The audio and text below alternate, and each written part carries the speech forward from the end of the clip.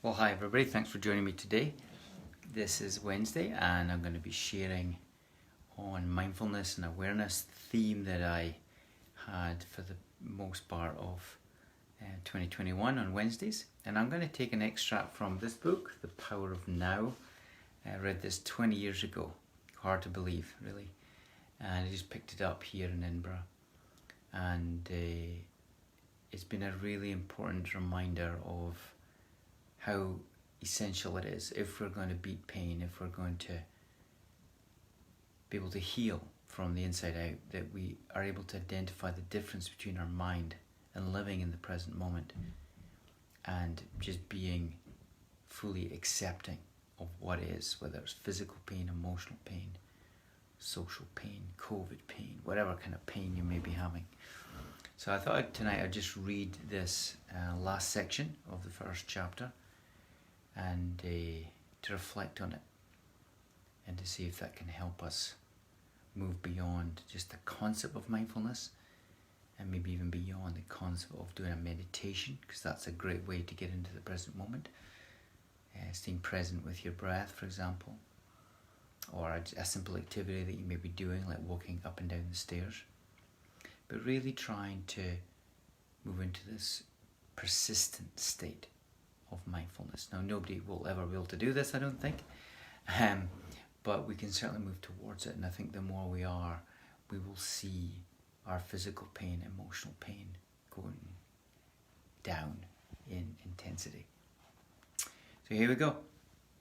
Humans have been in the grip of pain for eons, ever since they fell from the state of grace, entered the realm of time and mind, and lost awareness of being. At that point, they started to perceive themselves as meaningless fragments in an alien universe, unconnected to the source and to each other. Pain is inevitable as long as you're identified with your mind, which is to say, as long as you're unconscious, spiritually speaking. I'm talking here primarily of emotional pain, which is also the main cause of physical pain and physical disease, resentment, hatred, self-pity, guilt, anger, depression, jealousy, and so on. Even the slightest irritation are all forms of pain. And every pleasure or emotional high contains within it the seed of pain, its inseparable opposite, which will manifest in time. You know, Eckhart Tolle, when he wrote this book, I think it was back in 1998 or around about then, had suffered immeasurable pain for the most of his life. And he got awakened into this present state of mindfulness through a recurrent thought that he had, which was he couldn't stand, or I couldn't stand myself. I couldn't be with myself. He wanted to die because his suffering was so intense. And it was that statement that was going round and round his head when he used to live in London.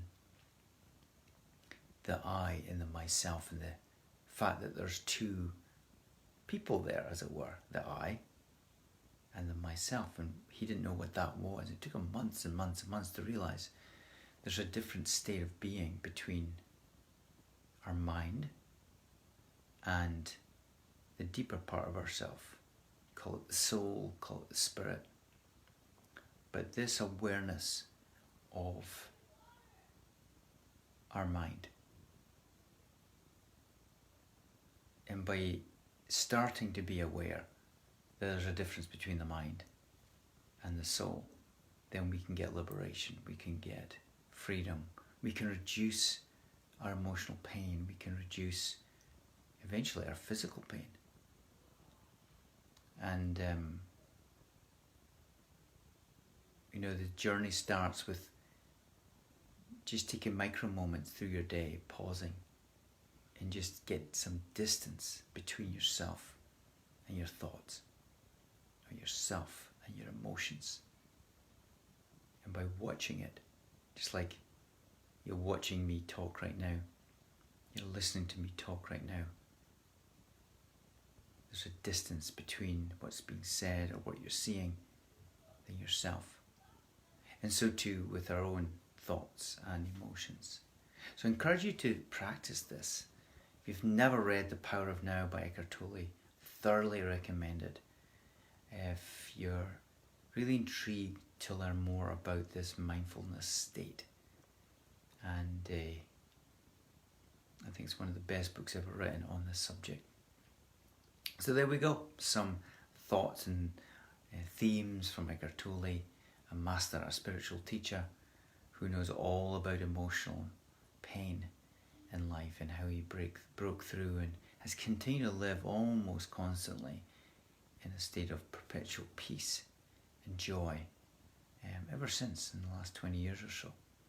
So he knows what he's talking about. He's living it, he's teaching it, and I really enjoyed Oprah Winfrey's Super Soul Sundays when I listened to Eckhart Tolle in the last week or so. I just listened to several chats that she was having with him in the early days, back in 2007, and it really brought me back to the importance of being present and separate from our mind and our identity with the mind. Because when we are identified with our mind, with the thoughts and emotions, that brings suffering. So there we go. Hope you enjoyed this one tonight.